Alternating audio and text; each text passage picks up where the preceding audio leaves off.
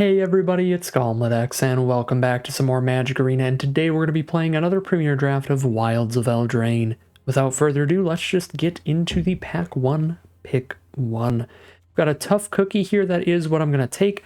Really flexible, really powerful 2-drop, even if it gets removed by something. You are leaving behind a food token, which is great, so it's a 2-for-1 no matter what, even if it is just a slight 2-for-1.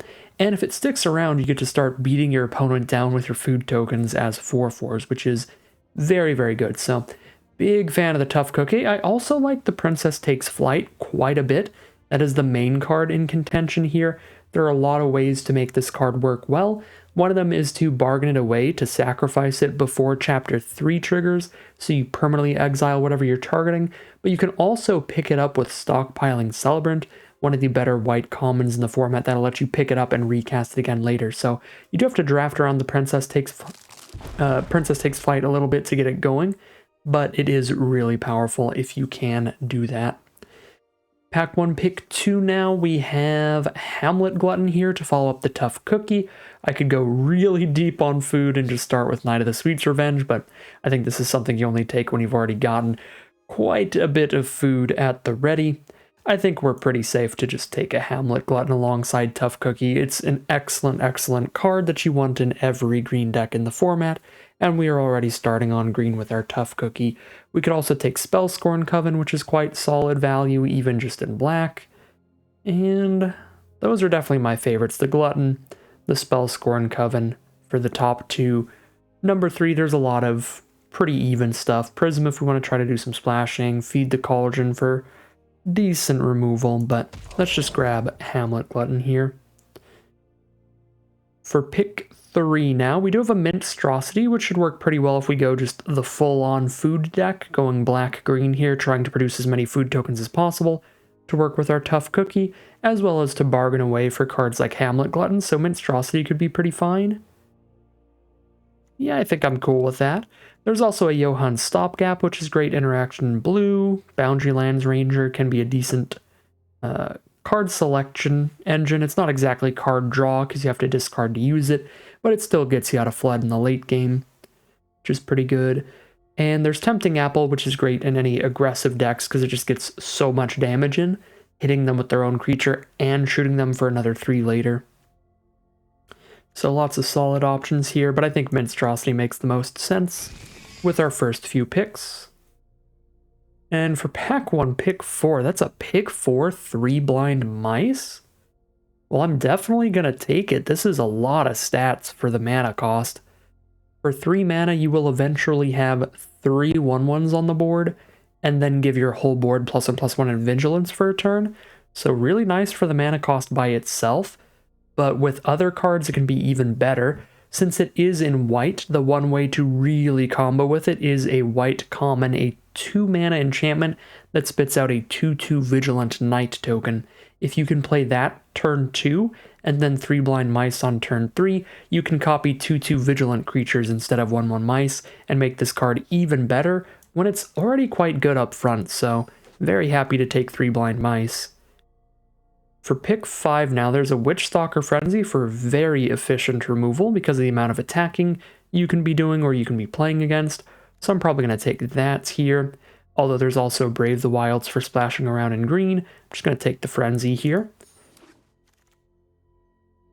Pick 6, there is a Cooped Up in white.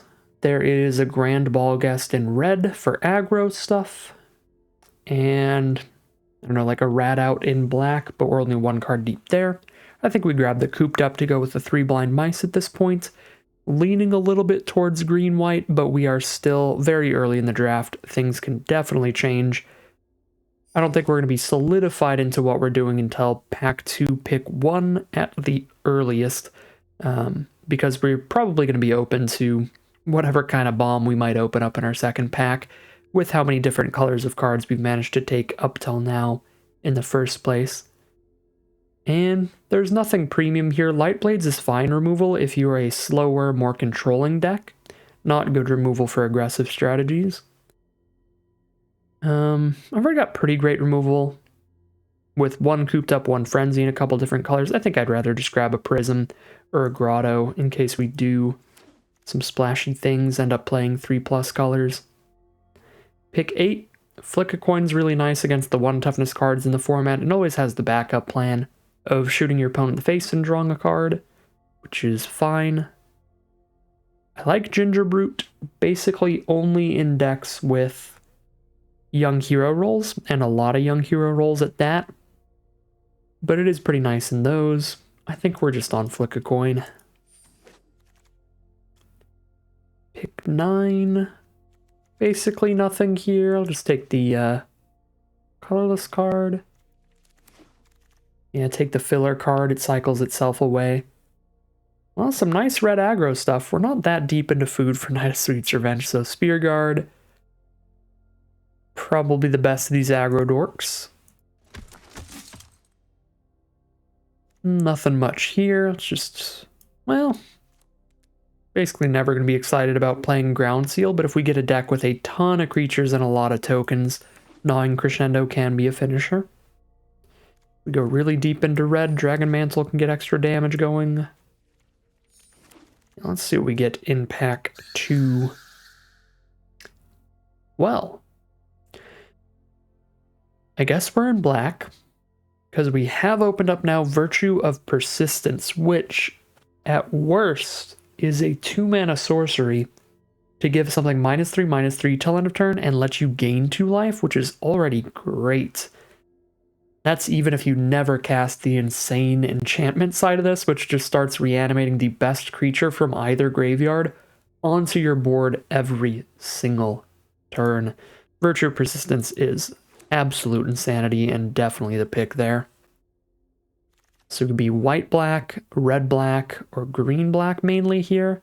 And there's Imidane's Recruiter, the mythic uncommon, at its absolute best when you have access to its adventure, but it is still strong enough even just in red.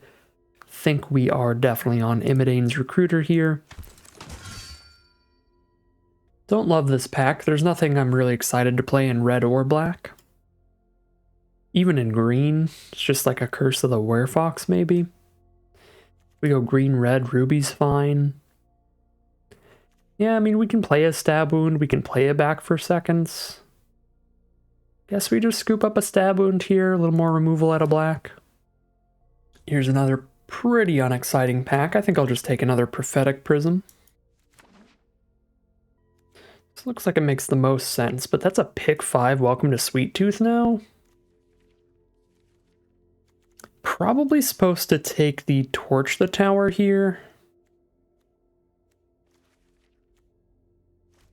Because we're more deep into red than any other color right now.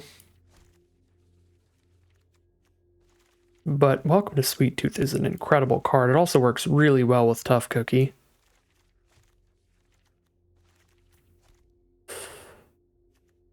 But Torch the Tower is 100% to make the cut, because we're definitely in red, so I'll take the Torch the Tower. It is very efficient removal. It can get some Scry going too, which is great. Take the Torch the Tower. Now a Belligerent to the ball. Again, just take some spells in the main color. There's a Raging Battle Mouse here now. Pick 7. Red is definitely the open color here. Red Cap Thief's good too, because we're probably doing some amount of splashing in the end. Flick a Coin is also good, but we're going to take that premium red rare. Now a Daredevil. Yeah, everything's pretty filler level at this point, so we'll take the definitely on color filler here.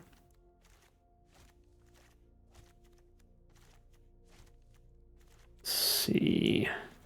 This pick 9 has basically literally nothing, so I'm just going to sort the deck a little bit. Get our non-creatures into a pile, see what the creature curve is looking like. Yeah, I guess a Tempest Heart could maybe, if we end up green-red at the core. Take the very filler Skewer Slinger just to add the amount of playables to our main color. I don't believe I'll be playing any of these. Or any of these, so we'll rare draft an Aggravated Assault. Grab a Keep Guard. And break the spell. Pack 3, pick 1. What do we have here? Agatha's Champion for a super premium green uncommon. Not much in black. Not much in red. I think we gotta take this Agatha's Champion here. Big removal spell on a stick creature for late game. Now we take a Hollow Scavenger. Maybe Red Tooth Vanguard. Brave the Wilds could be legit too if we go back to being heavy on green for that, but I'm gonna grab the Vanguard. This looks like a decent way to do it, maybe. Right, go red-green and then just splash in a Virtue. We just need a single black mana to use it as a very good removal spell that's on par with like Candy Grapple and Torch the Tower and stuff like that. So as long as we hit a single black source, like a single Prophetic Prism or a single treasure token, we've already gotten a full card's worth of value off this thing. And if I never hit double black, whatever. This Virtue has the best adventure out of all the virtues. Like, the adventure is already just straight up worth a card. I think I like the Picnic Ruiner here. Very flexible card, can get a lot of extra damage going. But we could also splash and Feed the Cauldron. But I think we are at the point here with the Agatha's Champion pickup that we are trying to be red-green, splash black. Scarecrow Guide can help, as can Crystal Grotto. Let's see. Guess we can keep Stab Wound in. We're at 20 playables right now. Yeah, we're gonna have to definitely get some more non-land playables here, so I'm actually gonna take Scarecrow Guide over Crystal Grotto just so I can up the non-land count here. Trying to get to 23. Guaranteed. Okay, here, Edgewall Inn is a good enough land for fixing that I will take it over another non-land playable. Love the fixing on this card. And then we can also sacrifice it to return anything with an adventure from our grave to hand, which could be Imidane's Recruiter, could be a Virtue of Persistence. There's some great cards to pick up with this. And Redcap Thief looking incredible for this pile of cards with that treasure production. Ratcatcher Trainee is just a great card in general. Gives us great little bargain fodder. There's the Hopeful Vigil, which is the dream combo with the 3 blind mice, but I think that's the first copy we've seen. And we're definitely not in white at this point, sadly. So Ratcatcher Trainee it is. Probably trying to do that turn 3 to get bargain fodder for these 5-drop beasts. Another Ratcatcher Trainee, let's go. Well, I mean, we knew red was the most open color, so that shouldn't be that surprising. But it is still lovely. Now I can cut a Skewer Slinger. Go triple Prophetic Prism. Not really. Let's get a Witch's Mark. A little bit of card draw. Drop a Stab Wound. Grab a Merry Bards for a 4-drop. It's our first 4-mana play. Oops. There we go. Oop. There we go, as I shove it in my sideboard accidentally. Yep, this is definitely a Flick a Coin. Agree with the auto-suggester there. Another Treasure Producer. This is another Spear Guard. Another Witch's Mark, although I don't think I'm playing to. And we have to do a little bit of adjustments. I don't think we have enough go wide and rat support and stuff to be that excited about gnawing Crescendo, so I'm going to drop that.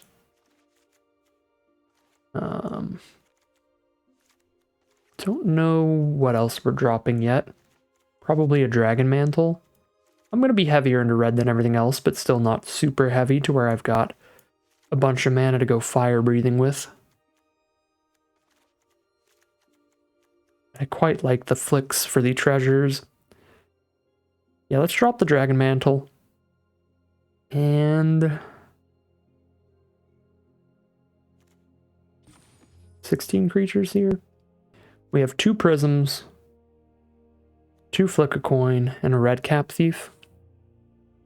And an Edgewall Inn for fixing. And a Scarecrow Guide. Okay. Splashing in the Train Troops should be pretty reasonable for that adventure. The Virtue, again, we can get the removal spell half pretty easily. The 7-drop, It's going to be a take it or leave it a little bit. I think I want to do like this as well. What is the worst card in here? I almost feel like I gotta drop one of these prisms.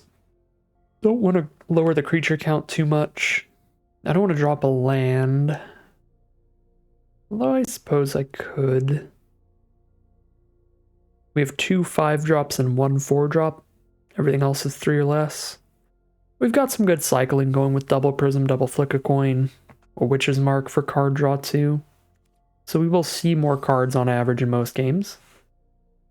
Which ups the amount of lands we probably see on average. Yeah, I guess we could cut a land here. Do that. Sure. We will call it a deck there. All right, here we have a look at the final deck list for today. Red was by far the most open color in this draft pod, so we ended up with just a solid curve of random aggressive red creatures, alongside a bit of splashing for just the strongest cards that we found off color, which are a couple great 2-mana green uncommons, and the big green top end with Agatha's Champion and Hamlet Glutton. But we've also got a bit of a splash thanks to a bunch of treasure tokens and Prophetic Prism for the Lochthwain Scorn Adventure for a very decent cheap removal spell, and every now and then we might be able to also cast the insane Virtue of Persistence half of this card. So really solid stuff today, just going to be aggroing out with red creatures and playing whatever big splashy effects we get to later off of treasures and stuff. Looks like a pretty fun deck. Without further ado, let's just head into the gameplay and see how it does. Here we are for game 1 with a definite mulligan. We've drawn both of our only 2 swamps and none of the red or green sources, so we're gonna have to mulligan this one away. And this is much more keepable. So let's keep the hand, drop one of these 3-drops out. Kind of like Scarecrow Guide into Belligerent into Ratcatcher here. I don't think we'll need the Thief alongside the Guide. The Ratcatcher trainee is going to get a lot more damage out over time. Turn 1 Leyline of Lightning, the only time that card is really any good at all, when it's in your opening hand. And with Utopia Sprawl as well, it's going to help them make sure they have the extra mana to be able to spend the additional 1 mana whenever they cast a spell to deal 1 to us. So this can only deal damage to players or planeswalkers? Alright, so it's still, even in the opening hand, not that scary. They pay additional mana, they'll be dealing a damage to us every time they cast a spell. If this could also shoot like creatures and stuff, it'd be getting pretty worrisome, but it can't, so I think we're actually pretty fine with the Leyline of Lightning. They are going to spend the 1 this time, and also hit us with a Ruby. Turn 2, let's drop our Scarecrow Guide.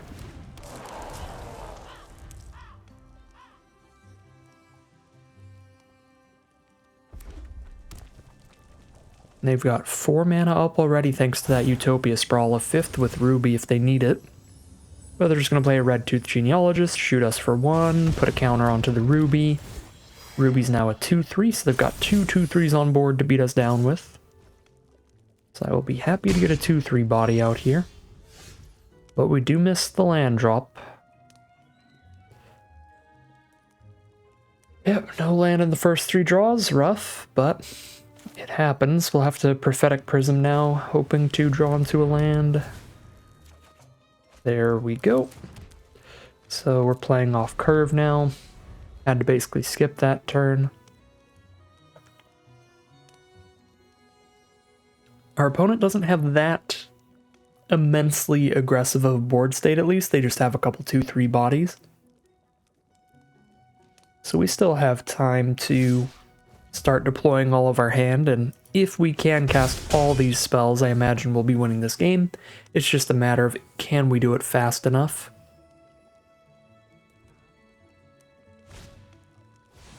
There's an Unruly Catapult with a Leyline of Lightning as well. That can stack up a lot of damage, even if we have a lot of great blockers on the board. So that's really worrying as well. So, if I Witch's Mark onto the Scarecrow Guide, we have a blocker that's big enough to kill one of the 2/3s, which is pretty good. It's also going to help us try to find more mana. So I think we should probably do that here. And probably ditch the Flick Coin, honestly, although it does give us the treasure token just to slap down a Glutton at some point. Maybe it's Belligerent? Although I guess Ratcatcher is actually our worst card for blocking. So I guess it's Ratcatcher at this point. Because all we need to be doing at this point is blocking. And unfortunately, no lands off both those draws. So we will miss land drop 4.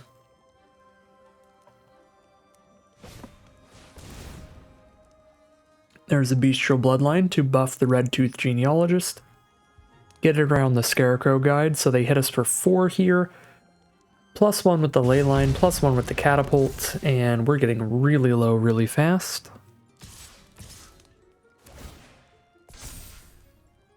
Yeah, because it's also the 4 damage trigger for Ruby. That is horrific. I guess I have to chump at this point. Alright, well, we were not winning this game. But obviously that is a punt. I could have had one more untap step, but it would not have mattered.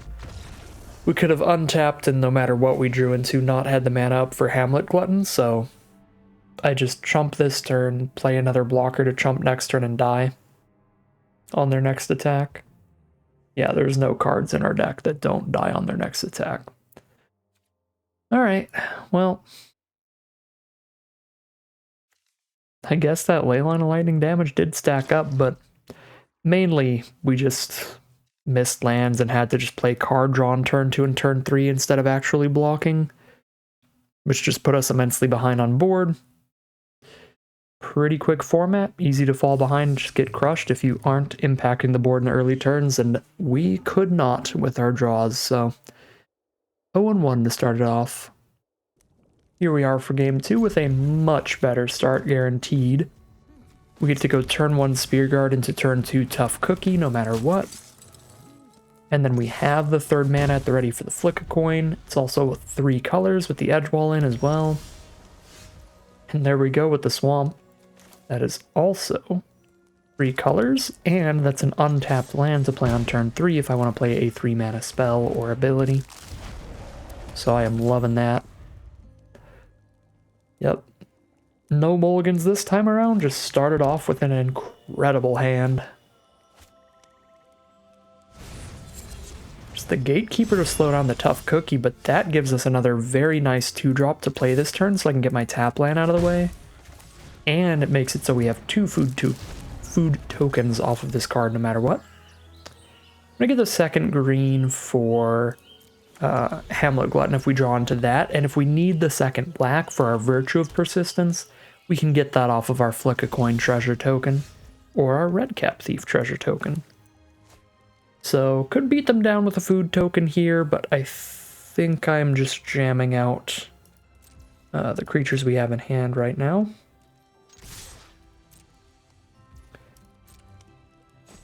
Because these, it's a one-time payment to start attacking them over and over. With the Tough Cookie, I have to pay every single time I want to attack with the food. So I can put 2 power on the board by playing Redcap Thief. I can also put 2 power on the board by making 2 rats. So I'd rather make 2 rats here.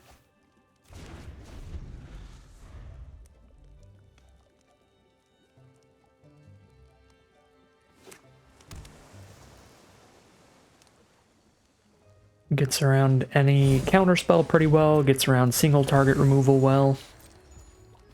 Our opponent does drop a Splashy Spellcaster for a 2/4 blocker. Alright, 4/4 food tokens are super reasonable here, so let's attack them with one of those. We only have the mana to make 1, so we'll spend our additional 2 mana on our 2/1. And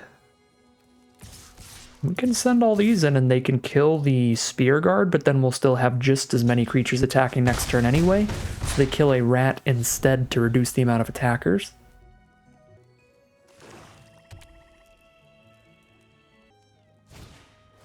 And there's a Tangled Colony, which is pretty bad for our opponent here because we are at quite a high life total, so we don't really care about taking 3 a turn, and that card cannot block in any way.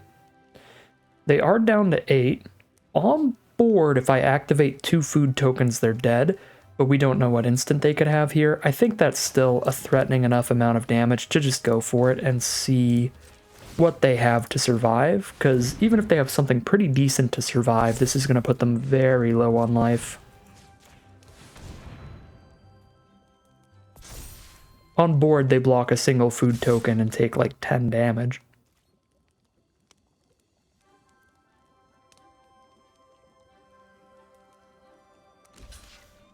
Alright, block the tough cookie. Kill a food token, that's still take 8.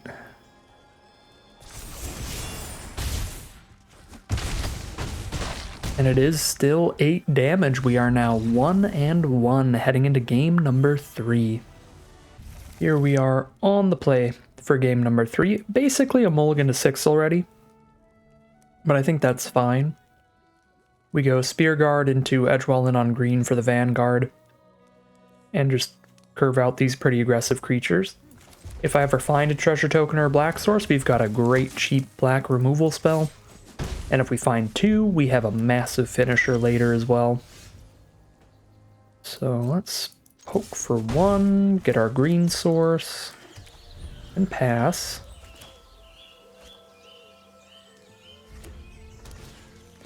The tough cookie of their own. Find a Hamlet Glutton for later. Send in the team. Drop a 4/2. Big enough to fight against 4/4s that the tough cookie could provide. They just pass turn here, that's going to be pretty annoying for us. And they just activate the food, trade that with the Daredevil. We do find a Touch the Tower, that can clear out the tough cookie. And we'll still have the mana up for the Vanguard after doing that, so I think that's pretty reasonable. I'm just going to go to combat first, so they have to activate the food if they want that as a blocker. I guess they wouldn't have to activate it until I declare an attack with the Minecart Daredevil. So if they have the combat trick to buff the cookie and save it, we don't get to play around it unless we sacrifice our Daredevil by attacking with it. So I guess I'll just not. I'll just play Vanguard and try to torch the cookie.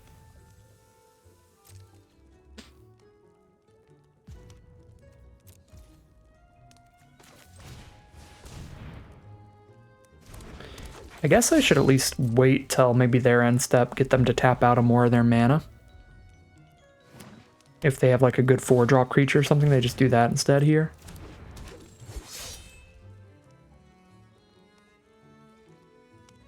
Alright, they keep the 2 mana up for the potential combat trick to buff the tough cookie.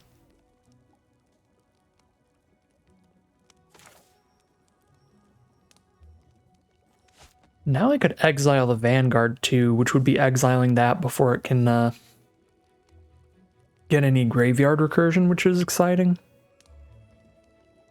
And they don't have the mana up to activate a cookie next turn.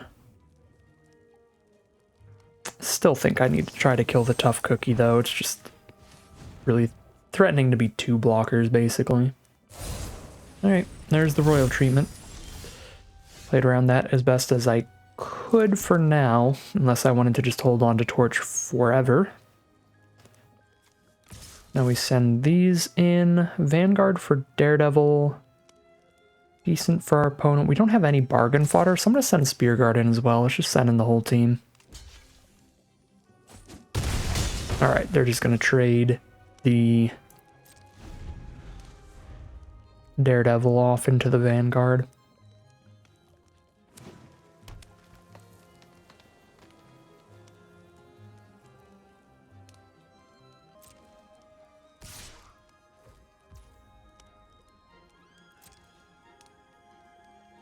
Take 3 from their tough cookie, drop down to 17. And they're just going to pass the turn, holding up the ability to make a 4/4 blocker. Pick up my Daredevil, but then I lose that mana source that's helping me get to 7 mana for Glutton. Let's see about killing this cookie now.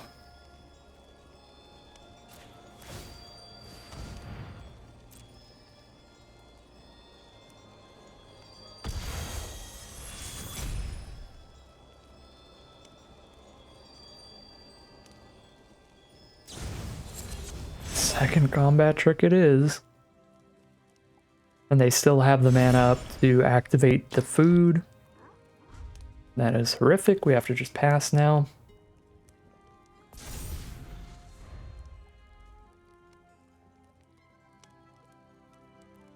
The adventure on the Virtue of Persistence is a sorcery, so we couldn't even try to play around that at instant speed or anything. Using it at an inopportune time for our opponent.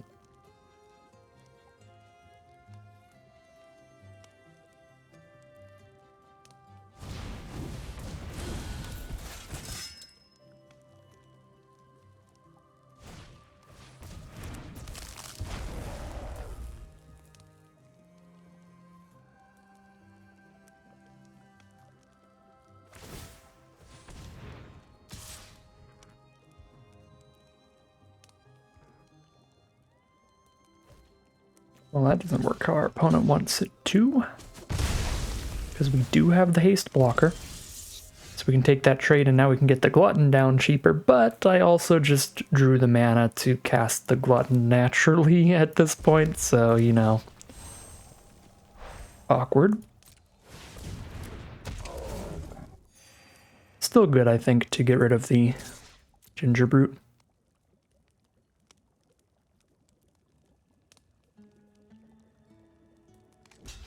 6/6 on the board is really, really helpful here. Might start turning things around. And we've got the life total lead. They've still got the card advantage lead, but if we ever find a second black source, then we've got a huge win condition still that we have yet to cast. And now we have enough lands, we could pick up our Minecart Daredevil with our Edge Wall in. Draw at least one more card here. Can I do that at instant speed? I sure can. So at instant speed, I could sack the Edge Wall in, pick up the Minecart Daredevil, and use the combat trick if it would be advantageous to do so. Alright, there's their own Hamlet Glutton.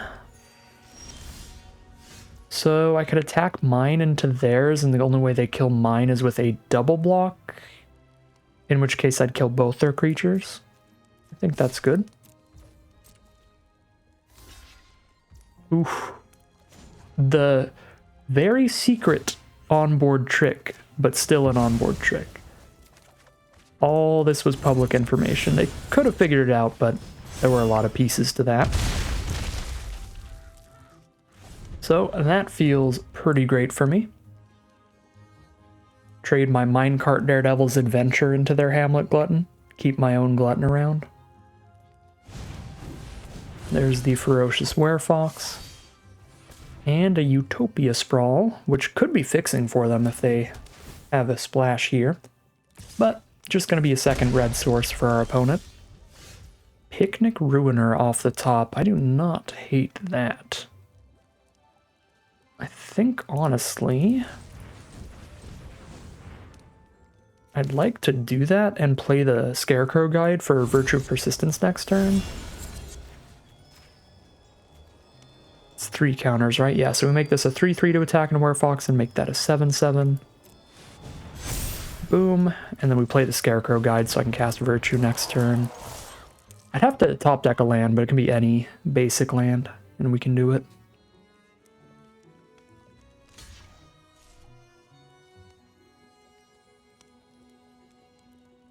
Maybe just a 2/2 Double Striker is good enough to play that over the Scarecrow Guide for now. Just don't even plan on playing Virtue.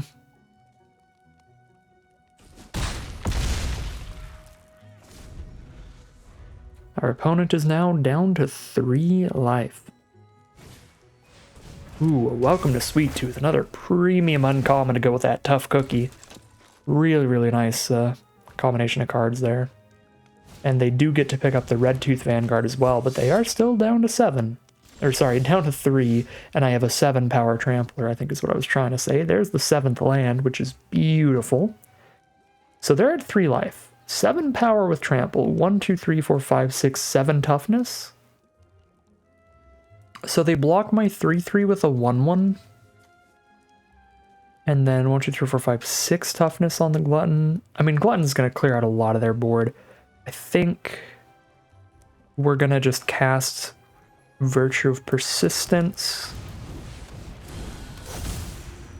And then I just send in the whole team at that point. Yeah, because the only way they kill Scarecrow Guide without losing a creature of their own would be by putting Werefox on the Scarecrow Guide, in which case that's 3 less toughness that they'd be able to put on the Hamlet Glutton, which means that they'd only have 1, 2, 3, 4 toughness to put there, so they'd be dead. They'd get trampled for 3, so they can't kill Scarecrow Guide without losing a creature. They would have to just go 3/1 on the 3/3, 1/1 on the 2/1, double chump the Glutton. Something like that might be their best block. Not a super great position for our opponent, but technically not quite lethal there. So we are 2-1 now. I got to cast the Virtue of Persistence now. I didn't get to actually activate it at all, but the removal spell half was still useful. Still got a combat trick out of their hand, I think. So that was something. But yeah, 2-1, not a terrible start at all. See if we can't keep it up. If we continue at this rate, we'll be 4-3, I think. Because continuing at this rate would be 1 more loss and then 2 more wins and then 1 more loss. Yep, that'd go to 4-3.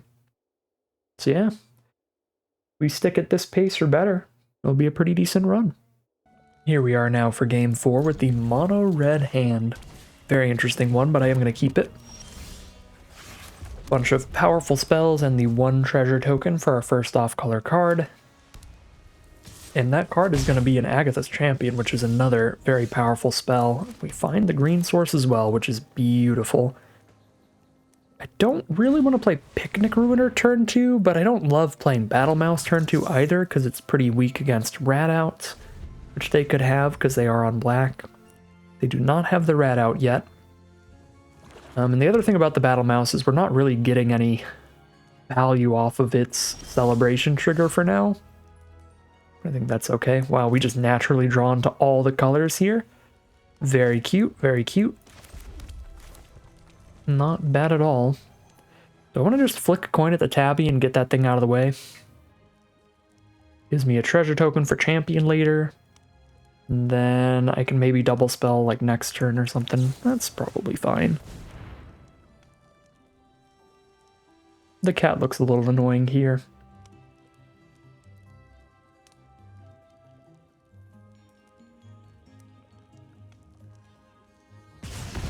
Alright. Pretty nice. Poke for 2. Poke for 2 indeed. They just spend 3 mana to draw 2 and lose 2. Could drop Picnic Ruiner here, it'd be my second spell, and then I'm still putting creatures on the board. Do I really want to pressure them that much? I feel like probably not. Next turn I might play like Belligerent and Picnic Ruiner in the same turn. That would instantly trigger Celebration, which would give me 2 different triggers and a lot of damage. I wouldn't get the +1 counters anymore, but instant damage seems pretty alright to me. Because then I have a 4-power creature to play next turn. And by having a 4-power creature on board, the Picnic Ruiner is going to be a double striker. And if I ever trigger Celebration, it could be a double striking menacing thing. And there's Celebration. Against a Knight of Doves here. 3 attackers. Yeah, let's celebrate. Attack with enough creatures to also cast the Witchstalker Frenzy for super cheap.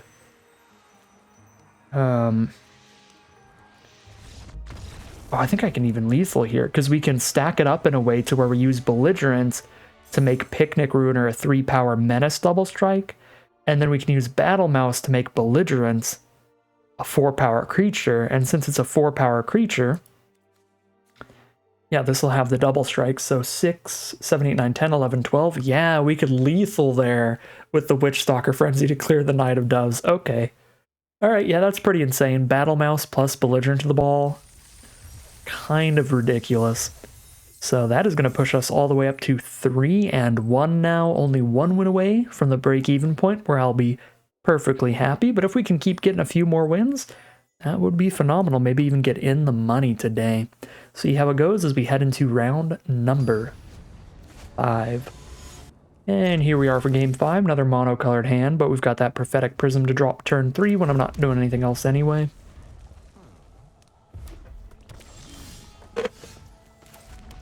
Could just Witch's Mark or Prism right now. Not try to play a particularly aggressive game this time around. This hand does look pretty decent at playing the long, slow defensive game, so let's actually do that. Because we've got a great removal spell and we have a huge 2-for-1 removal spell creature. So let's play for the defensive here. Okay, we find land 3. We're facing a 2-2. Belligerent's the most mana efficient play, but I could also Witch's Mark to draw some cards. I think we're just going to go for Belligerent. We do want to get some bargain fodder out pretty soon, and by playing Belligerent, we'll be perfectly happy to use Pest Problem at some point, because we'll get extra Belligerent damage in when we do that. A lot of nice stuff going on in this hand. There's a Voracious Vermin from our opponent that I'm happily going to flick a coin at here. I think I just do that right now. And then see what we draw into. Find a Harried Spear Guard. That gives me a play this turn that also triggers Celebration, which is a big deal. Yep, and then I get to keep the treasure for the Agatha's Champion for the bargain fodder. Because triggering the Celebration means I get to hit them with all of these, and they have no good blocks. They're down to 15. Yeah, next turn we can drop a champion. Bargain away the Prophetic Prism if we don't draw a land. Don't think I'm going to want to do that, but if we do draw a land, then we get to play an Agatha's Champion and bargain away the treasure, which would be very nice. So there's the Witch's Mark for our opponent. Buff that Tattered Ratter up to a 3/3 and draw them some cards.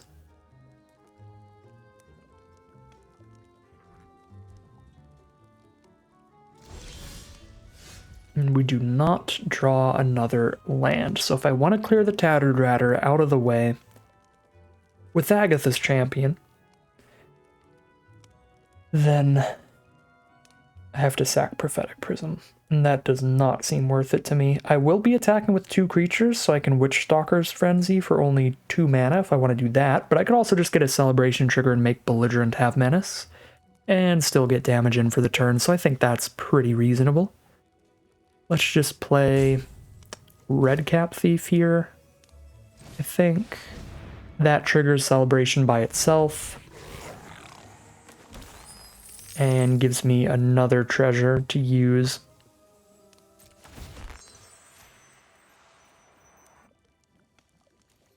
So next turn I could Agatha's Champion without sacrificing Prophetic Prism. I just have to sack both my treasures, because one I'd have to sacrifice for mana, the other I'd have to sacrifice for bargain.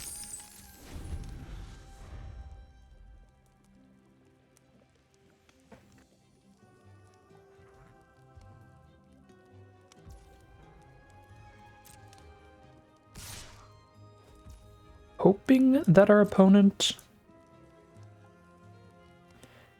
kind of taps out for something, so we don't have to worry about instants in response to our Agatha's Champion. So they just tap out for like a Grabby Giant or something. That'd be pretty sweet. There we go. Tap out for the Grabby Giant. Could sack both my treasures to Witchstalker Frenzy the Giant right now, so I could kill both creatures. But I can also attack with 3 creatures to make Frenzy cost only 1 next turn and maybe kill both creatures next turn too. And yes, I can do that. So now I can champion sacking a treasure to keep the rat to hit them with, and then use the other treasure to kill the Grabby Giant. Ooh, they aren't tapped out. If they have a Torch the Tower, they could kill this champion. But it would still kill the Tattered Ratter. They would just both die.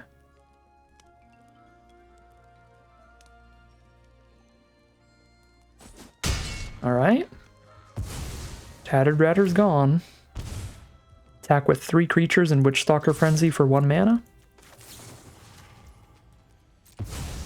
Boom. Super efficient removal. Put them to 5 life now. We have quite the board state for them to try to survive.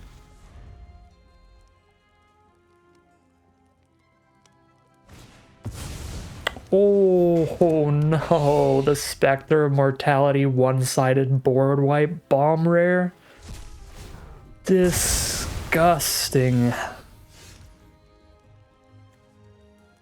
Alright. We now have a very uphill battle. We went from the lead to very far behind super fast. So now we drop a Red Tooth Vanguard and get some pests next turn to get a wide board state.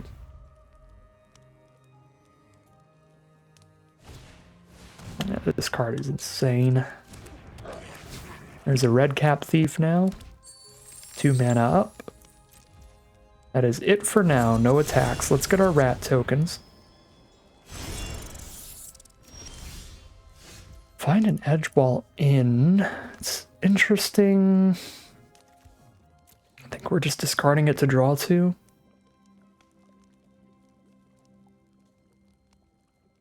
If I Witch's Mark and I try to put a roll on one of my creatures and they have a Torch the Tower in response, it's going to be really bad for me because then I won't draw the cards anymore since the one target that Witch's Mark has will no longer be on board. I really think they should have worded this card differently so that that can't get counted by you doing that, because it just disincentivizes you from using the set's mechanics so much. Where it's like the set's mechanic is roll tokens, but it feels almost just too often better to not use the roll part.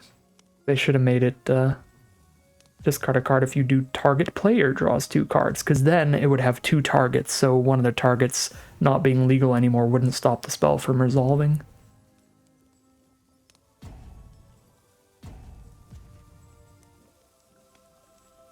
Yeah, I might have to not put a Wicked Roll on the board here.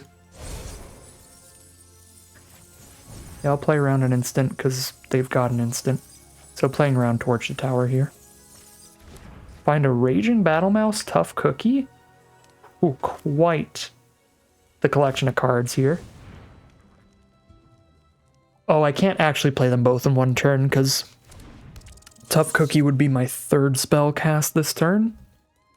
That is mildly unfortunate. Let's send in the Vanguard.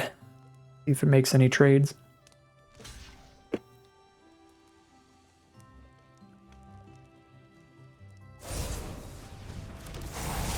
Trades into a monstrous rage.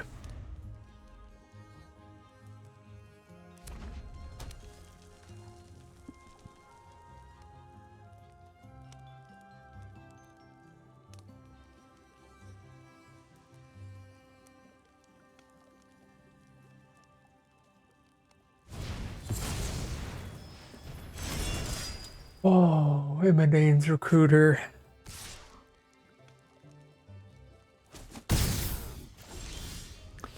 Massive 3-for-1 board state. Flick the face, draw a card, I believe. Guess I can trade 1 rat up into a knight, but I'd have to sack 2 rats to do it, so I'd be trading 2 rats into 1 knight. Nope, I think we flicked the face. Find a Minecart Daredevil, so if we can get like 1 creature in, that'll be a tremendously big deal. So now we play Tough Cookie and Trainee.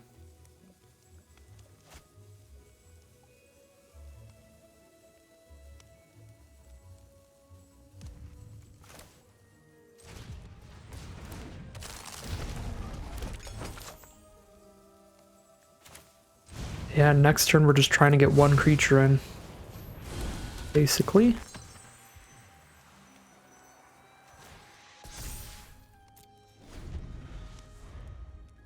One 2-power creature getting in would kill them with Minecart Daredevil. And with Tough Cookie, we can animate both of our non-creature artifacts to attack them with as well, although I do want to leave the mana up to use my combat trick. Lord Skitter's Butcher. It's gonna choose the rat.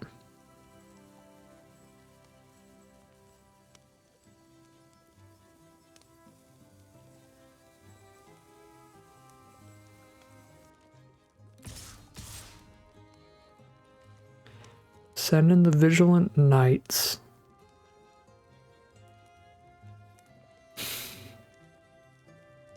Think I'm supposed to trade Ratcatcher Trainee into one of these?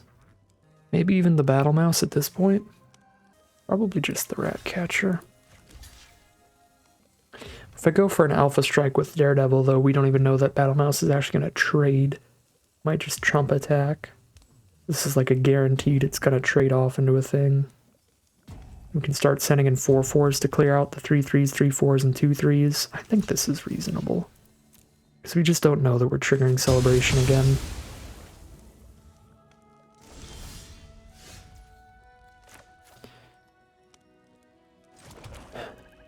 So if I... Well, I can only activate one. Because they don't have natural double green. I'd have to tap Prism to turn Prism into a thing. As my second attacker here. Okay, so we can definitely send this 4/4 in. They've got an instant again.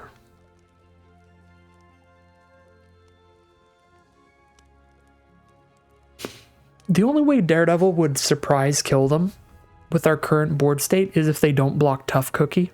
If I attack with everyone and they don't block Tough Cookie, which would make no sense. That would never be the one creature that they don't block, so I think we have to just attack with the 4/4.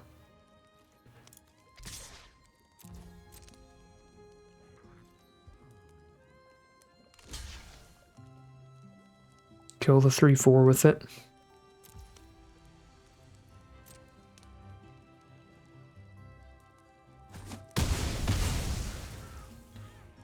We know they can play a third blocker.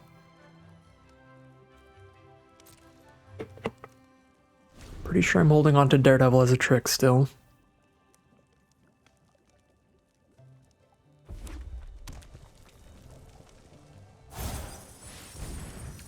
Sewer Witch, which is filthy. Makes the Butcher a 3/4 and gives them some really good attackers here.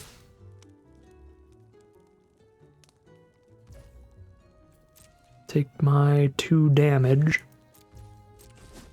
Because if I activate the Prism with Tough Cookie, it will be tapped.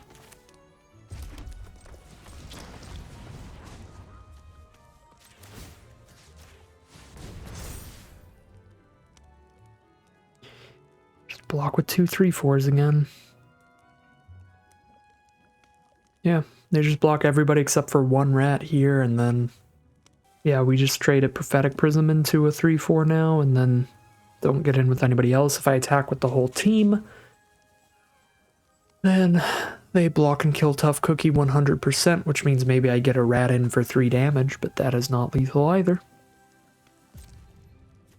Just not quite getting there.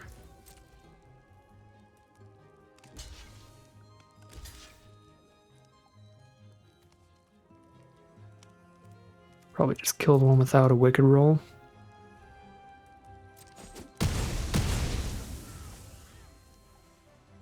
I need to just play a 4/2 now. It doesn't block the 2/2s well anyway, so I don't think so.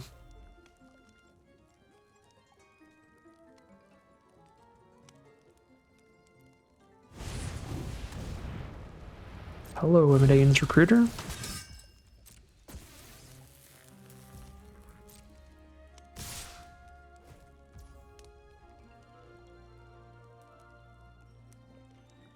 They have the +2/+0 to everybody.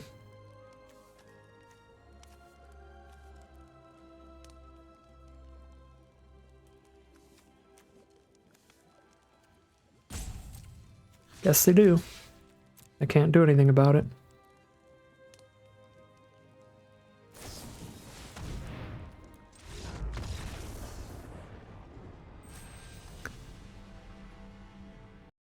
That is 21 damage against 17 life.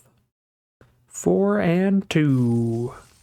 Maybe if I had put the Wicked Roll onto one of my creatures, like we were having several turns there where we were potentially 1 damage off from lethal.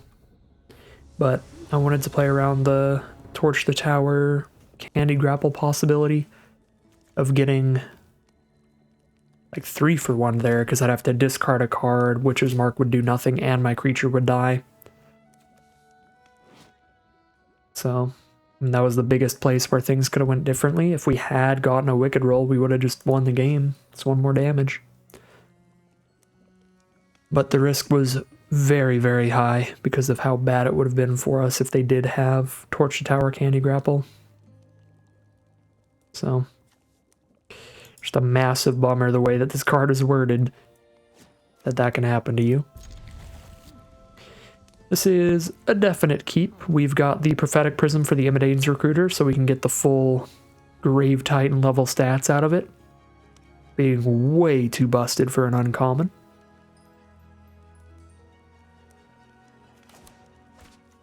So that is the game plan.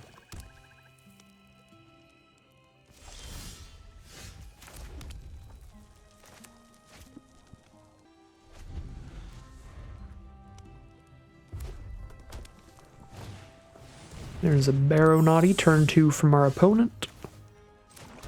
And here's our turn 2 Prophetic Prism, looking for any spells, and we find lands. We're on 6 lands so far. Looking for some more cheap spells, but I can still play Daredevil turn 3, it's just not ideal.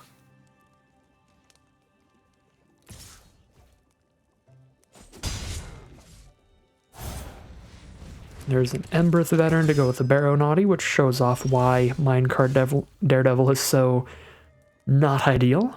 3 mana for a card that trades down into a 1 mana creature.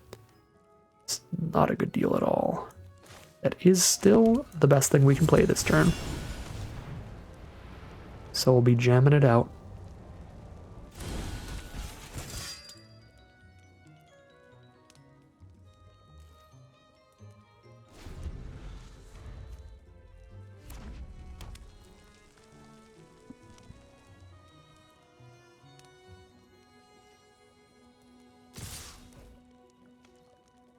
No blocks here.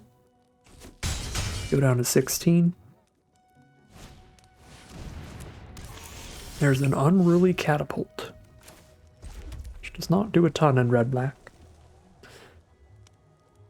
So I can play another Prophetic Prism and a Witch's Mark. Or a Witch's Mark and a Picnic Ruiner. I think I like getting a pretty wide board state with this Recruiter. Let's go Witch's Mark. Onto the Daredevil, discard a mountain, draw 2. Find a Merry Bards, that's not a bad one. And we will drop the Picnic Ruiner as well. No +1/+1 counters off of it, because we're going to be spending all of our mana every other turn. Next turn we're spending 5 on Recruiter. The turn after that we're going to spend 3 on Bards and 3 on Recruiter and attack with a gigantic board. Send in with just the Barrow Naughty this turn. Down to 15. And that's all, holding all the mana up. You're probably just using a removal spell or a trick or something here. Let's see what it is. I mean, we're on board attacking with a 5/3 and a 2/2 double strike. Both of these are good attacks on board.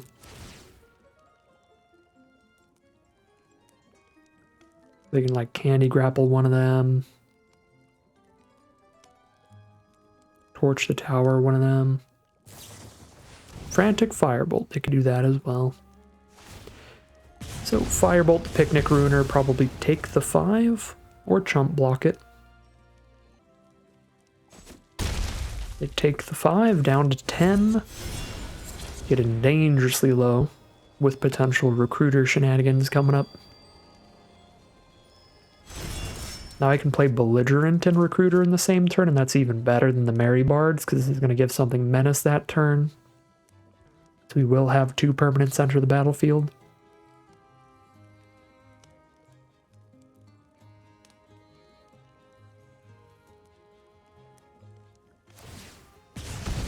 Another poke from the Unruly Catapult.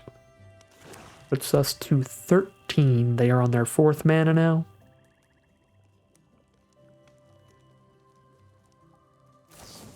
Frantic Firebolt the Daredevil now.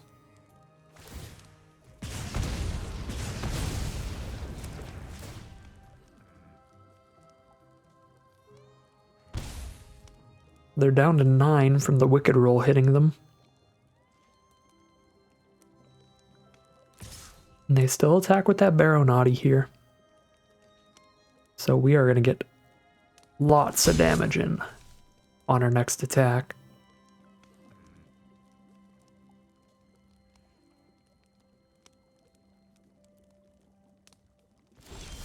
Alright, here we go. Play a land, play a Belligerent, cast a Recruiter to give the Belligerent and everybody else +1/+0 and haste. Hit that Celebration trigger when we enter combat to give the Belligerent Menace since it's the biggest attacker. And the best ability on the board. And just deal some damage here.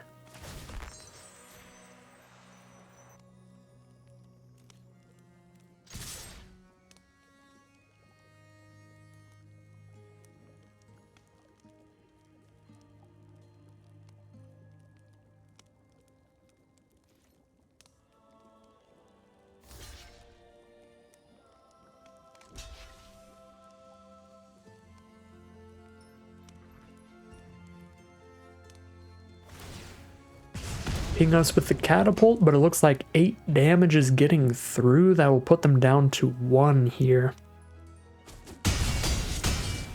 And indeed it does. They are at 1 life as we pass the turn.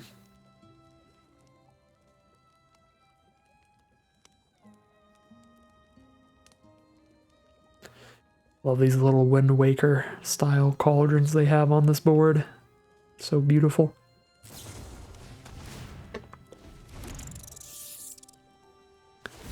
So rat out post-combat to untap the catapult, shoot us for 1 more damage, and have a rat to attack us with. They might be trying to get lethal here. Nope. Just drop a red cap Gutter Dweller. They have 3 blockers against 3 attackers. Play around the rat out here. Yeah, I can trigger Celebration, so I'll just make sure my knight doesn't die to rat out, because if I can get Celebration...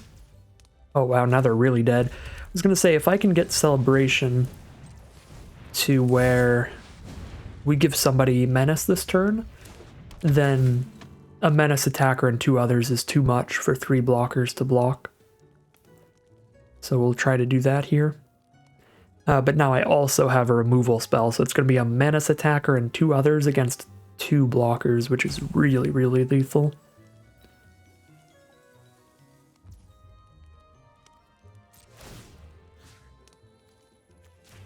Probably buff the knight. And then remove the Gutter Dweller. We just have extra leeway for finding lethal.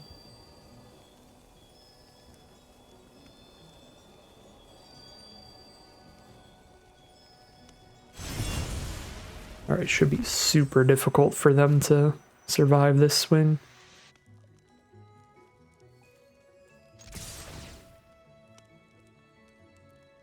Pretty much impossible with 1 mana up in this format.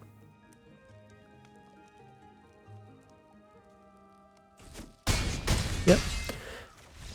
Their 1 card they maybe could have had would have been the Fairy Fencing thing. A black and X to give something -X/-X till end of turn, but if you have a fairy on board, it's X+3. So with just 1 fairy, they can just -3/-3 the knight, and then go block here, and survive. It's the only thing I can think of, though. And clearly they did not have that, so we are going to be 4-2 now as we head into game number 7. Getting a nice, slightly above average run no matter what in terms of win rate. and pretty much breaking even on gems at the worst. Here we are now for game 7. Really slow hand, but that Torch the Tower can compete with their early aggro creatures, kill the best one to keep us alive a little longer. So I'm going to play the grindy late game here, relying a lot on the Torch the Tower to keep us alive, really, for now. Okay, yeah, now we have a Torch the Tower, Flick a Coin, and a Witch Stalker Frenzy, so we know what we're doing in the early turns, and now it's going to be Flick a Coin on Monstrosity. Cool. And I'm holding a Torch the Tower up thanks to the treasure token. They try to make this knight any bigger with some kind of aura, some roll or something. We can get the 2-for-1 on them, which is nice. Alright, so there's a Grim Search, sack the Hopeful Vigil, which means it's scry 2, then surveil 4, then draw 2, lose 2, so they can dig real far for whatever they need.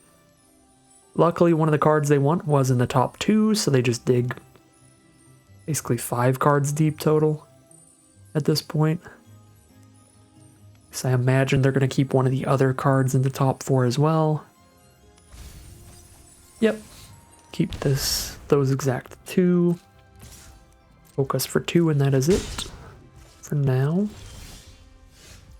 1 turn away from a Hamlet Glutton here. I am really liking how things are panning out for us. Long game. Now we can just drop a Spear Guard and poke them and play a Redcap Thief.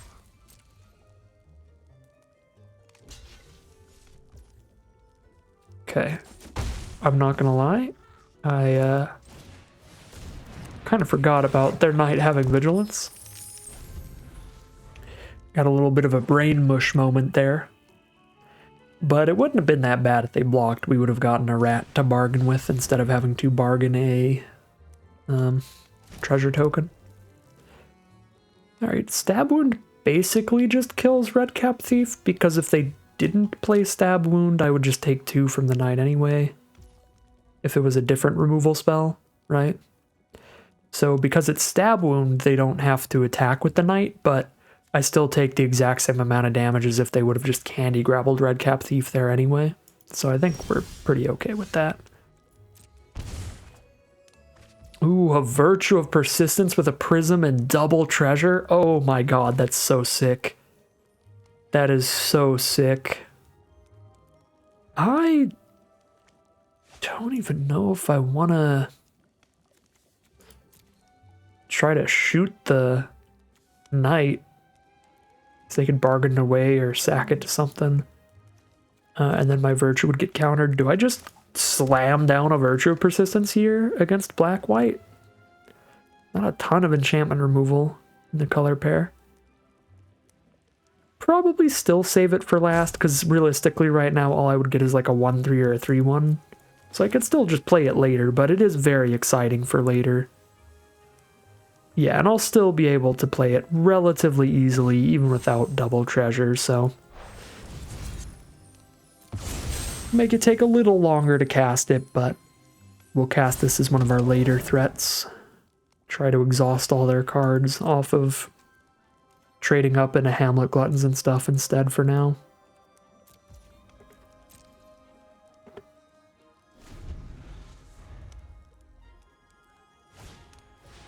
Okay, there's a cooped up for the Hamlet Glutton.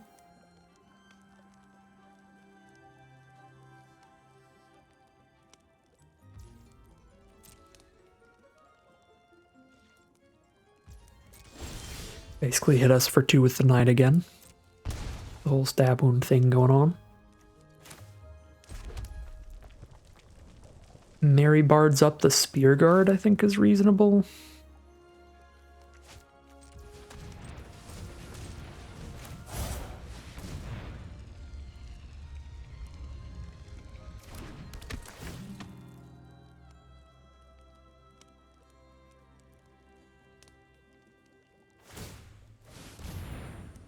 Ooh.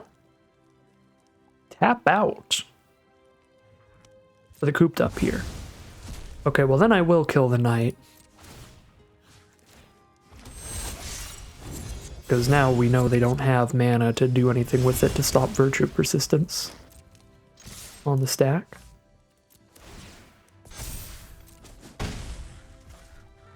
Alright. I mean, now they know Virtue Persistence is coming. So if they do have enchantment removal, they won't use it on anything else. But we don't have anything else they'd really want to use enchantment removal on. The only card that they could be holding on to that they might not have otherwise at this point is, what is that thing called?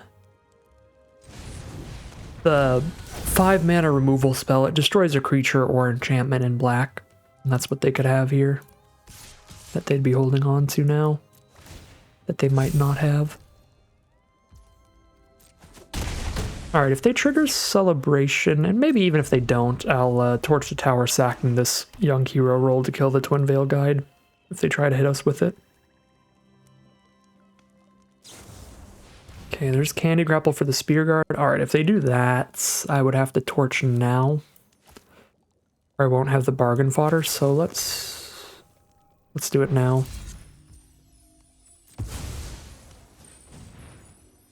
Or I guess I get the rat off of it, don't I? I do. Well, I think it's too late to cancel out of the Torch to Tower once I did that. If it wasn't too late, I could have just backed out, let Candy Grapple resolve, and then sacked the rat later if we needed to do that.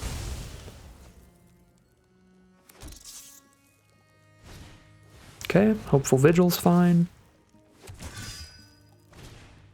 Cooped Up's fine.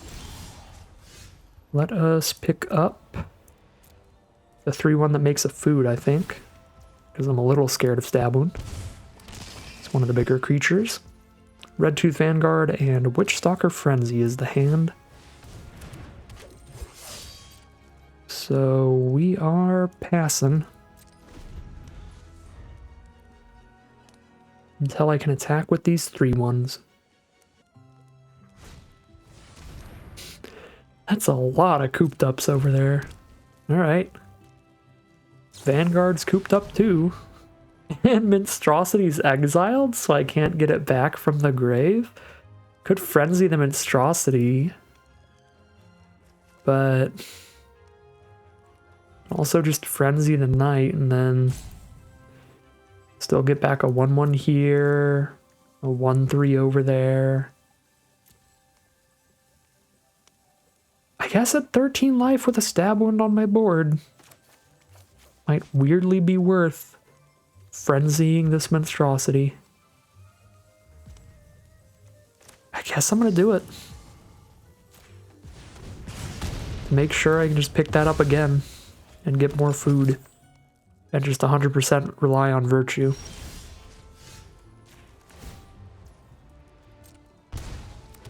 Well, I could also just have frenzied my own Red Cap Thief. That would be another way to get around the Stab Wound. I've got a Prism, so it doesn't really matter what I Edge Wall in for here. But I'm going to get a natural green source. Since we have the Prism, if we draw Imodane's Recruiter or something. Alright, yeah, I probably should have frenzied the Red Cap Thief at that rate.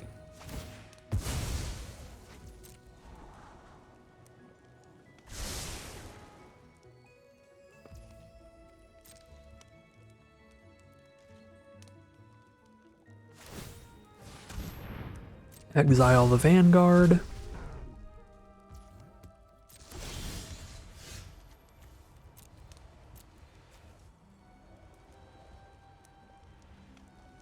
I don't think I'm going to have any enchantments I control getting put into the graveyard from the battlefield, so actually just Spear Guard. Worst case scenario, this Trump attacks into making a rat every turn. Ooh, and there's Belligerence for Menace. Give Menace to my rat?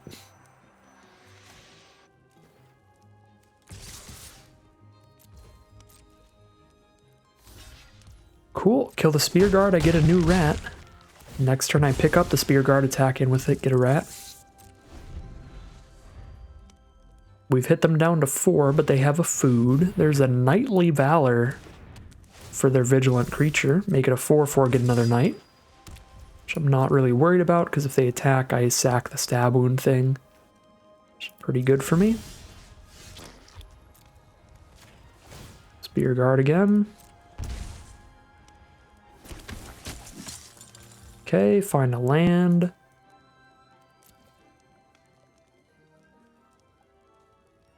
They're at 4 life with 2 blockers. They go block, block, take 3.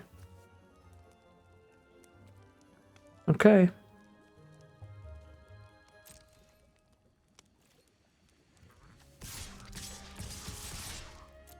Put them to 1. Kill one of their 2 creatures.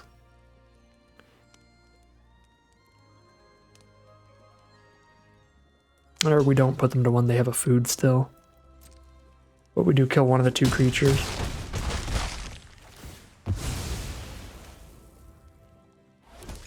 Right, and I still have the world's best blocker, a stab-wounded Redcap Thief. Where we are just so happy to jump with that. Another Monstrosity. So that really makes sure I get to keep looping Monstrosities.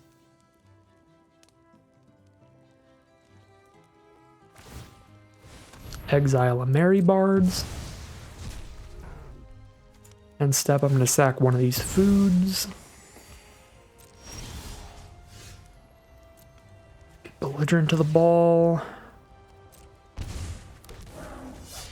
Because, yep, if I hit a permanence, I can get real close to finding lethal. Does that do it? Block, block, take 1, 2, 3? No. They go to 1 again.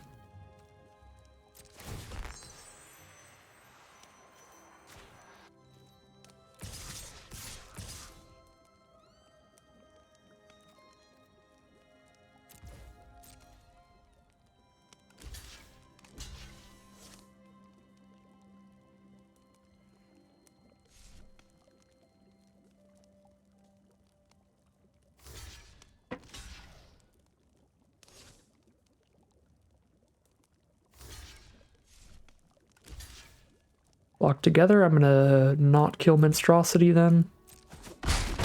Put them to 1 with no food.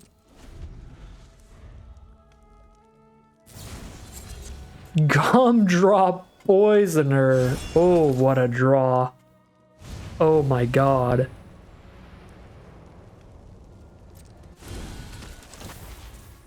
They forgot to eat the food though, but I think they can do it in response to this. Oh, they didn't. Why not? I don't know if that was like misclicks or something. I was really worried about the Gumdrop Poisoner because it can do the thing where it kills our dork and everything. Yeah, and now they're just letting me guarantee Celebration to get a menace attack next turn. Which I guess they could still block with Poisoner, but now I don't have to worry about stab wound, and I think I'm good.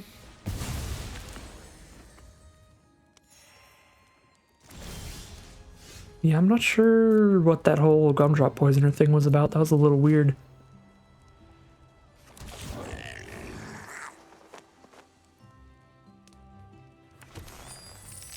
Okay. Well, make one of my creatures menace.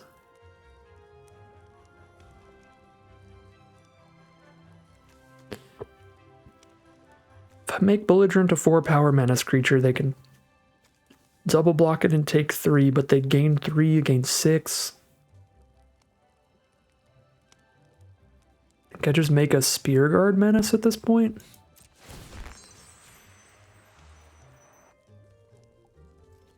So I can just trade it up into a Gumdrop Poisoner, or just hit them for 2.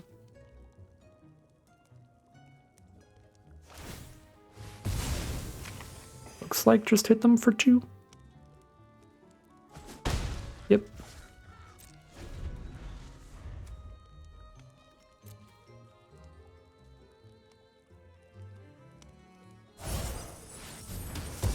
there's the Shatter the Oath to destroy the Virtue of Persistence. It's a pretty big start for our opponent. And now we're pretty much even here on board. Gotta stop drawing lands, though.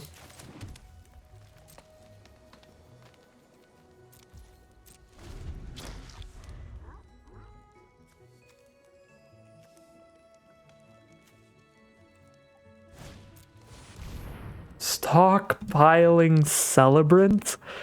Give them a second opportunity to figure out how Gumdrop Poisoner works. And that is going to be devastating.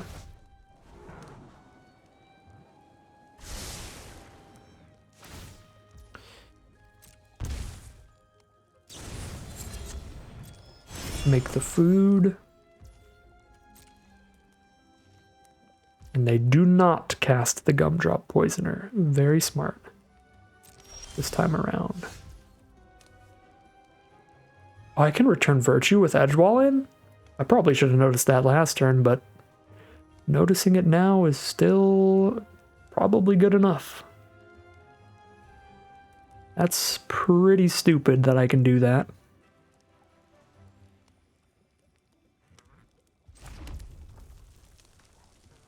I mean, yeah.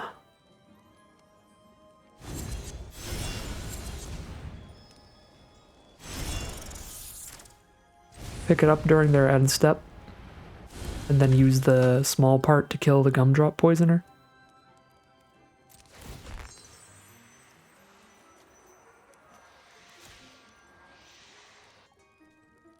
See if I trade a rat up into something here.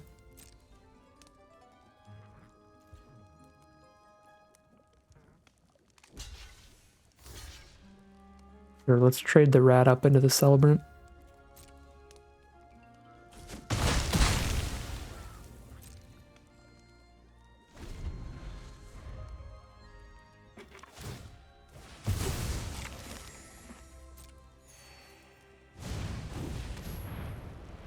So here comes Gumdrop Poisoner. Kills Belligerent to the ball. And a Spellbook Vendor. Now I kind of want to kill Spellbook Vendor instead of Gumdrop Poisoner. But if I kill Gumdrop Poisoner, then I can reanimate Gumdrop Poisoner later to try to kill other things, if we can get food tokens. Whoa, Imadane's Recruiter. Hello there. This might completely change things. So now we just kill the Lifelinker. Do I have the mana to play both halves of this? I do, exactly. And then I just Imadane's Recruiter. Because the card quality in here is insane. Yep, alright. Imadane's Recruiter and Virtue of Persistence, two incredibly fair Magic cards, plus the Edgewall in to pick one of them up. I'm going to be honest, I have no idea what was happening most of that game. The brain fog is real today. It's been a long day at work, so I am misplaying all over, but just the power of the cards in this deck has carried us far. We are at 5 wins and 2 losses. In the money no matter what. This has been a sweet, sweet draft as we head into round 8.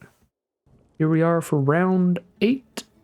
We have all 3 colors of mana. We have a turn 2 Battle Mouse. We have a Virtue of Persistence's Lochthwain Scorn removal spell at the ready nice and early.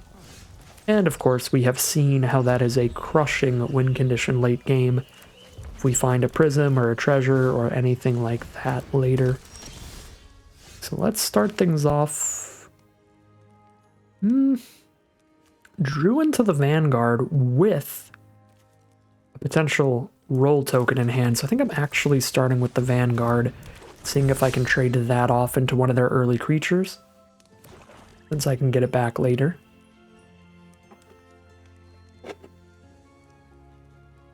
Might just be trading it into a Flicker Coin, Witch's Vanity. Alright, that is a perfectly reasonable deal. Would have been a little sad about a Flicker Coin, but a Witcher's Vanity, that is fine. That's premium enough as removal. Now let's drop Belligerence.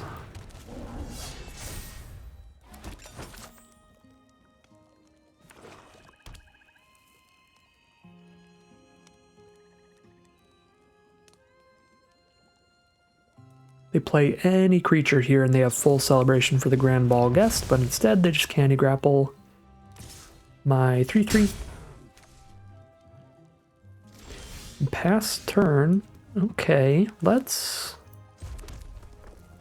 I could Battle Mouse and then use the Virtue for only 1 mana, but I have nothing else to do with the additional 1. But I do want to go ahead and probably kill this before they can get the Wicked roll onto it, so they don't get that extra Witcher's Vanity value. Now, my opponent could spend a removal spell on their own Grand Ball Guest to make my Virtue Persistent go to my grave, but I wouldn't really care that much because we have the Edgewall in on board, and now I'm gonna definitely remember that we can use Edgewall in to pick it up. Alright, cool. So, no Wicked roll for our opponent. Empty board right now. There's Totentans. It's a pretty good way to try to reestablish a big board state. Let's go Merry Bards and Scarecrow Guide. And that'll make Battle Mouse 3 toughness on the attack here.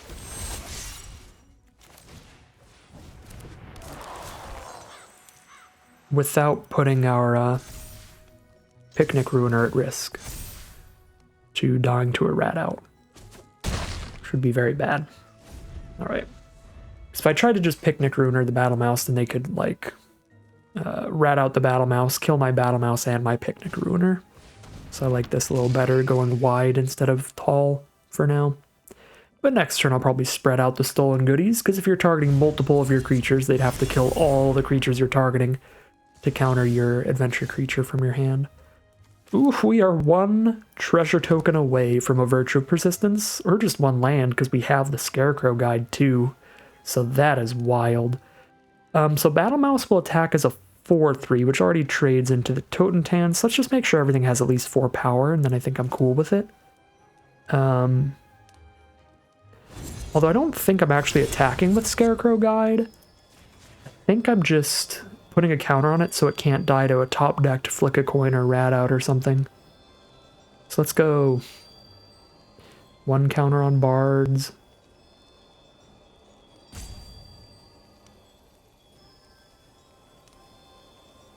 Well, I could put 1 on the Bards so it would trade into Totentans and then put 2 on the Battle Mouse. Make it a 5/4. They'd have to double block, but I'd only kill 1 of the 2 creatures anyway. I guess the only way I make Battle Mouse big enough to kill both the creatures is by putting all 3 counters on it, which I don't think I want to do.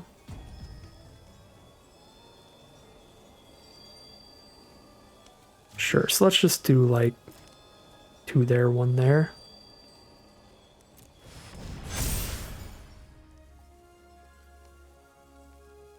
And then it's just 1-for-1 trade, because they could already double block anyway. If they wanted to, yeah.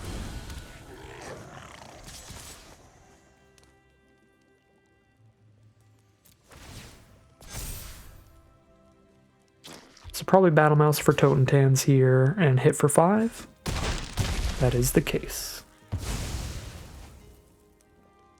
So yeah, I could have spread the counters out 1 and 1 and 1, and that would have forced a double block to kill the rat, but we wouldn't have killed both of their blockers anyway. So it would have ended with basically the same position, except they would have taken 1 less damage, and our board state would be 1 power smaller right now. So they'd be at 12, and Merry Bards would be a 4/3 instead of a 5/4. So I think that works out better for us to actually just let the 1-for-1 for the Battle Mouse happen, because they can still double block and it's still a 1-for-1, even if I make the Battle Mouse bigger.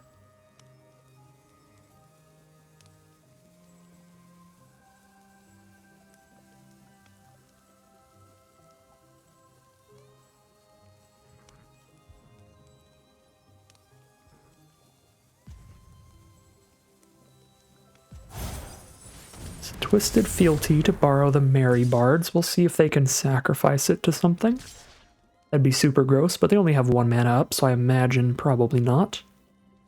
Well, this is a big hit. That's going to be 8 damage. We can't really stop unless I chump block, because we can't afford to let Scarecrow Guide die.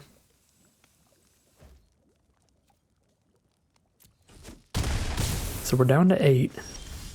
We hit the land for the Virtue of Persistence, and now we can afford to let Scarecrow Guide die.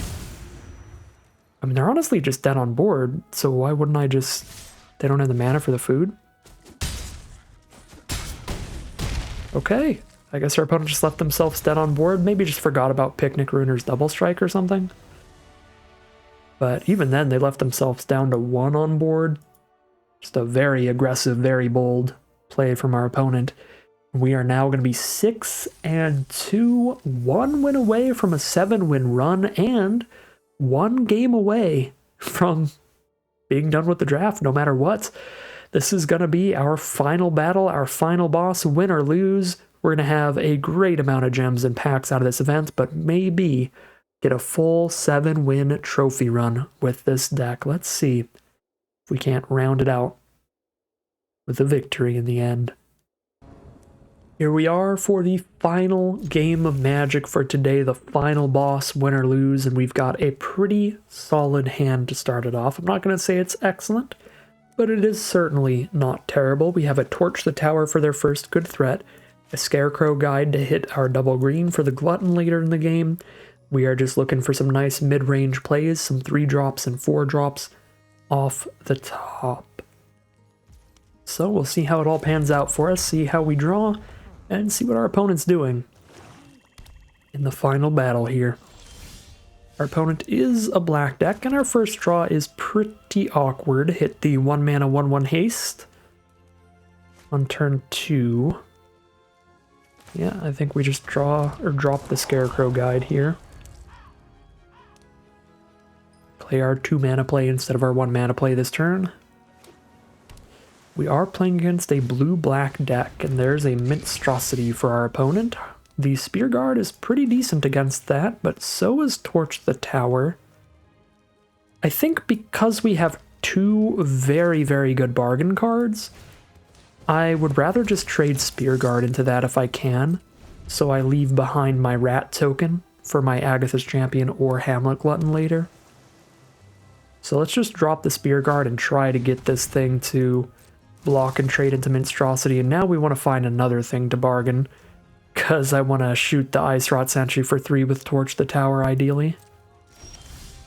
And there we go, Ratcatcher Trading is a beautiful draw with a Scarecrow Guide on the board. That's going to give us 2 pieces of bargain fodder, and we get to hold up that 1 red for the Torch the Tower thanks to the Scarecrow Guide. So let's go ahead and just do it right now while they're tapped out.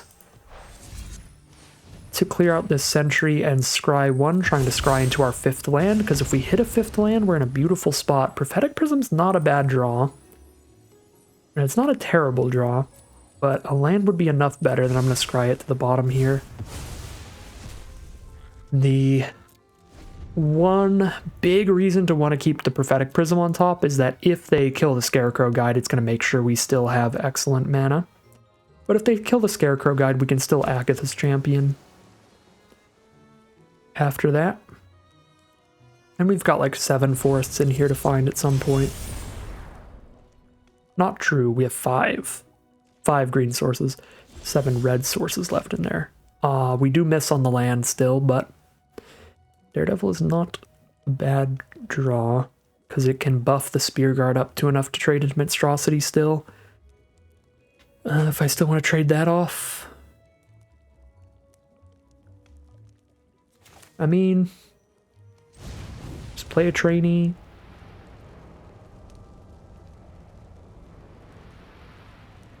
They are clearly holding up a blue instant here, and the most likely ones are all counter spells, so we'll keep that in mind for these excellent green 5-drops.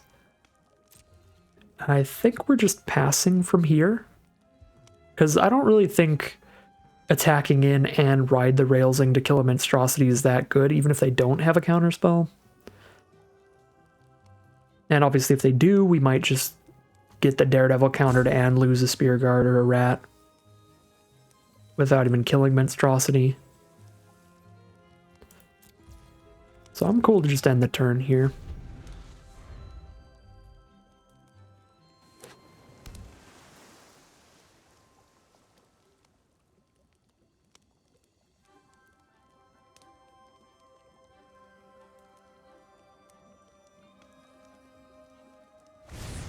There's the Conceited Witch still conveniently holding up double blue for Ice Out.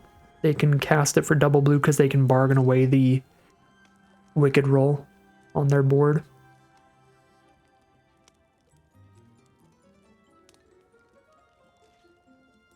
No attacks. If I hit the 5th land, we're probably going for like Daredevil Combat Trick and then cast Daredevil at this point, with the way that our opponent's mana has been going of holding up triple blue and now holding up double blue. I think even if I hit the 5th land, I'm not jamming out a 5-drop. So it feels pretty decent to draw Spear Guard then.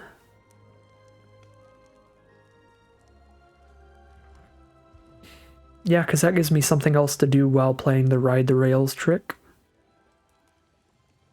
Not anything incredible, but something. So I think we let them 2-for-1 us here. Let them kill the Trainee and the Daredevil just to get the counterspell out of their hand for these 5-drops.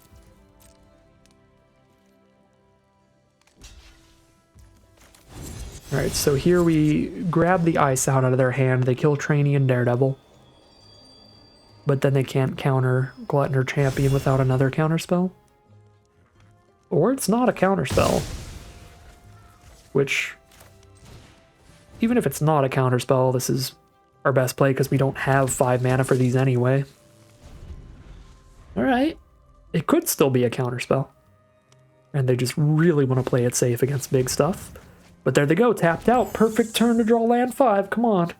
We have missed land 5 on a couple draws here, so this would be incredible if we find it. No, the Ego Drain with a fairy on board. They just get to Thoughtseize one of our creatures. I don't even know which is better. They're both excellent. I think they're both like equally good. A 6/6 trample or a 4/4 that kills their fairy token. They're both quite good on this board state. They're going to get rid of the removal spell creature. Alright, come on, land 5. There we go, right on time. Never didn't have it. We are sacking a rats and playing this while they're tapped out. Now, the sad part about this is blue-black is like the best color pair at dealing with like 6/6s because they can have curse roll tokens to turn it into a 1/1. And just black removal spells that just say destroy target creature, stuff like that. So I'm not sure it's even going to stick around, but would be sweet. Our opponent's got a massive amount of card advantage from that into the Fey Court. They've got a full grip of 6 cards there. Now it is 5, down to 2. But that's a cursed roll, so Glutton's basically gone. It's just a 1/1 now. They got a cursed roll from that for a removal spell on Glutton, and they get to copy a spell on Chapter 3. Pretty gross. Take our 1 damage from the fairy token. And find a flick a coin. Well, send in all of the homies. If I have a flick a coin.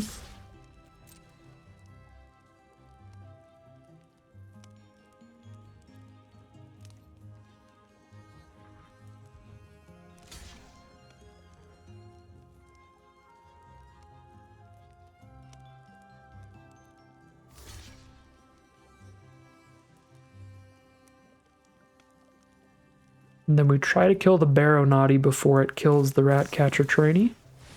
Through first strike damage here.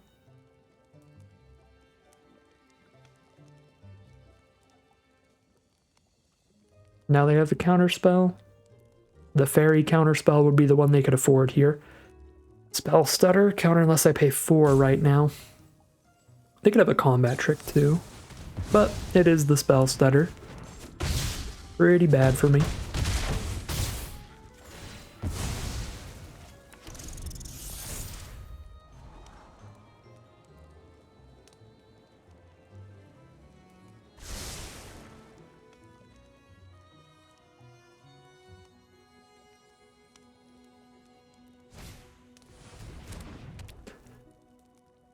And there's the curiosity on the Baronati to draw an extra card every single turn for the rest of the game. Drawing 2 cards a turn versus our 1 a turn.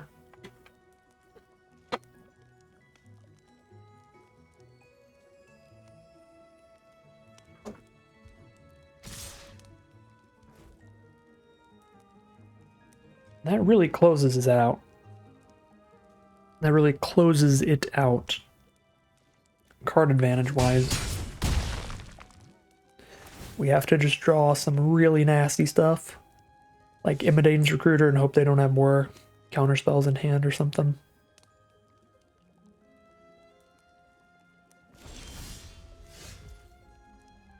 Belligerent's not horrible, but I don't have the mana to play it and Daredevil in the same turn, which is pretty bad.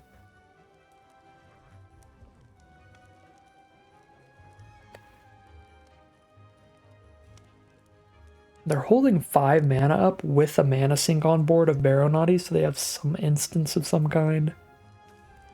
Alright, let's just do all the damage we can at this point. The only way we win is by somehow outracing them a little.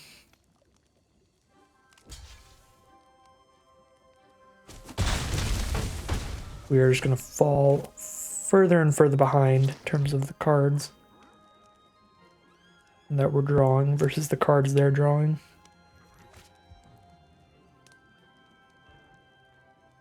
And I could hold Scarecrow Guide up to chump block Baronati 1 time. But I think it's better to just try to find damage.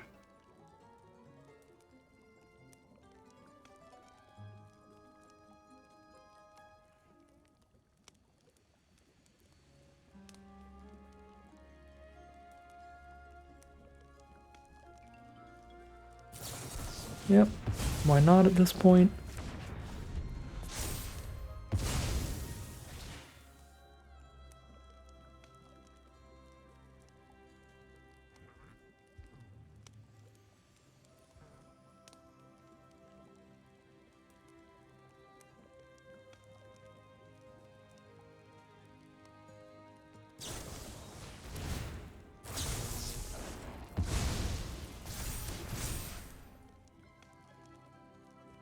Double Water Wings off the Gadwick's thingamabob.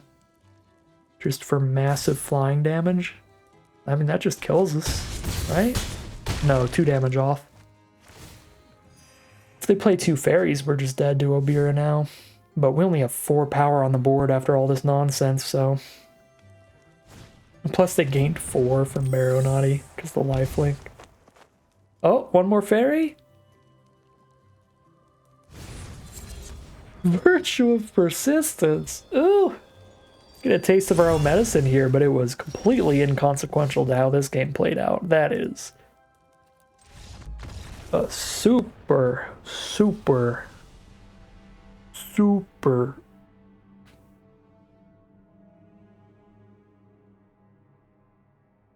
one-sided game in the end there. Opponent just absolutely slamming us from the moment they got that massive card advantage from the Into the Fey Court. Into the Fey Court Ego Drain, that was the big pivotal turn. That was completely flopping around how things were going to go there. Because as soon as that happened, it was like, well, we can't play any spells for the rest of the game because they have like a full grip of 7, the counter spells for anything that matters, the curse rolls for the big creatures. They just had everything after the card advantage swing, so... That is how the blue decks can get you. Those big swings in card advantage, so... Sad way to end it. Close to the 7-win run, but still a really great recovery, because I think we got our first 2 losses pretty early. We were 3-2 or 4-2 or something, so... Still a really great run overall at 1,800 gems and 5 packs as the prizes. That's some big stuff. 6-3 as well as a very nice win rate. We won twice as many games as we lost. Got to kill some people with the Virtue of Persistence splash, so that was pretty fun. Got to play the massive bomb in the deck. We also got to just beat down with our great red aggro creatures and our big top-end green cards. We got to do a little bit of everything the deck had. I do think this deck was capable of a 7-win run for sure. It had some insane card quality with Virtue and Imidane's Recruiter, the cheap removal like Torch the Tower. really, really easy splash with the Flick of Coins and the Goblins making treasures and the Prophetic Prism, stuff like that. There was a lot of really, really excellent stuff going for this deck, so I'm pretty happy with how the deck itself ended up. I think that the biggest errors today were certainly in terms of gameplay errors. Just played pretty fog-brained, pretty loosely overall for the day, and still found that 6-3 run, which is nice. There's definitely one game that we could have won. I know game 2 for sure could have been a victory if we just got the Wicked roll onto the board. If we did not play around instant speed removal, that would have changed the outcome of that game. And there was probably somewhere else I could have chipped in for 1 point of damage that would have been enough to find us the lethal on a later turn. So that right there would have turned us into 7-2 instead of 6-3 right now. And there's probably 1 or 2 lines that could have gone dramatically different. At least 1 or 2 lines. There was a lot of loose stuff today. But yeah, there's probably stuff that could have went different in the other games as well. So we know for certainty that if I saw the future and if I played perfectly, we could have had a 7-2 run and maybe could have done even better than that. So the only thing that we really had to complain about today was gameplay error, certainly user error. All in all, I think we ended up with a pretty great deck out of the draft itself, and ended up with more gems than we spent going in, so pretty happy with today's results. But that is going to end today's video. As always, I'd like to thank my patrons and YouTube members for their support, as well as you for watching the video. If you enjoyed this video and you'd be interested in seeing more like it, you can always leave a like, comment, and subscribe to tell the YouTube algorithm to send you some more in your recommended feed. If you'd like to catch me live, you can check me out at the Twitch channel in the link in the description below, where I am live every Wednesday. And if you'd like to support the channel directly, you can check out the Patreon link in the description below. But other than that, as always, thank you very much for watching, and I'll see you again soon for some more Magic Arena.